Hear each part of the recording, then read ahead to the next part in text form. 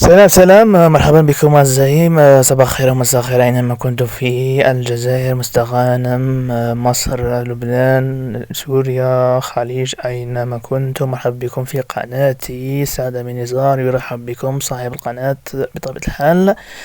أعزائي، في زمن صارت فيه المعلومة توصل في رمشة عين، الإعلام مبقاش مجرد وسيلة لنقل أخبار، ولا قوة حقيقية تقدر تغير أفكار الناس وتشكل الرأي العام وحتى تصنع الأحداث. وشكون فينا ما سألش يوم كيف الإعلام يقدر يأثر على طريقة تفكيرنا؟ تعالوا نغوص مع بعض في عالم الإعلام، نكتشف سحره، تأثيره، وحتى خطورته.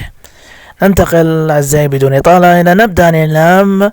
نعم، الإعلام هو الطريقة اللي الناس توصل بها المعلومة، سواء كانت أخبار، أفكار، أو ثقافة، كما الجرائد، التلفزيون، الراديو، وزاد عليهم اليوم الإنترنت ووسائل التواصل الاجتماعي والسوشيال ميديا. نعم، الإعلام عنده دور كبير في حياتنا اليومية، يعلمنا، يعني يوعينا، وأحيانا حتى يوجهنا بدون ما نحس.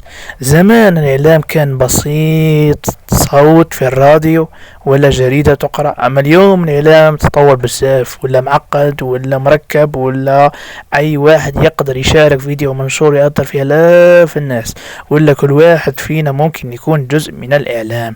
لكن الإعلام مسؤولية كبيرة، يقدر يخدم الخير ويفتح العقول، يخلي الناس تفكر. في نفس الوقت إذا ما استعملش صح يقدر يضل يأثر سلبا. تخيلوا ازاي معايا أن مثلا أنا صراحة في قناتي التانية أملك 16,000 مشترك، فهذه مسؤولية ضخمة، مسؤولية لكل الناس وكل المشتركين والمتابعين ينتظرونني أن أقدم محتوى ممتاز وجميل ومفيد وراقي و وأن أشبع جميع احتياجاتهم ورغباتهم في هذا العالم الصغير أو الكبير والضخم، لم لا. يجب أن تقدم محتوى هادف، محتوى هادف وراقي، يكون يعمل على تصليح وإصلاح المجتمع والعقول والأنفس، يهز أو يعمل على توعية العقول وشحن القلوب نحو الخير والبر والتقوى.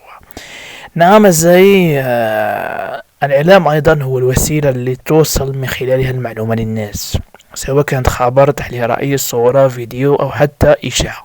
وسائل الإعلام متنوعة، كاين الجرائد والمجلات، كاين إذاعة، تلفزيون، كاين اليوم وسائل التواصل الاجتماعي المعروفة بالسوشيال ميديا كيما الفيسبوك، الانستغرام، التيك توك، واليوتيوب.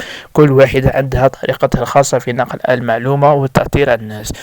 الإعلام مبقاش حاجة ثانوية، راه ولا عنصر أساسي في المجتمع، يلعب دور مهم في السياسة، الاقتصاد، التعليم، وحتى في حياتنا اليومية. الإعلام ممكن يكون مصدر وعي، يعلم الناس حقوقهم، يطرح قضايا مهمة، يفضح الفساد، ويخلق نقاش عام يخلي المجتمع يتحرك. في نفس الوقت الإعلام ممكن يكون سلاح خطير إذا استعمل بطريقة خاطئة، يقدر ينشر الكذب، يحرض على الكراهية، يخلق الفتن، أو يخدم مصالح معينة حساب الحقيقة. بفضل التكنولوجيا، الإعلام اليوم مبقاش محصور في الصحفيين فقط، راه أي واحد يقدر يكون صوت، ينشر ويشارك محتوى. هذا الشيء أعطى الحرية للناس، لكن زاد المسؤولية أيضا لأنه ما كل ما ينشر هو دقيق أو موثوق للأسف.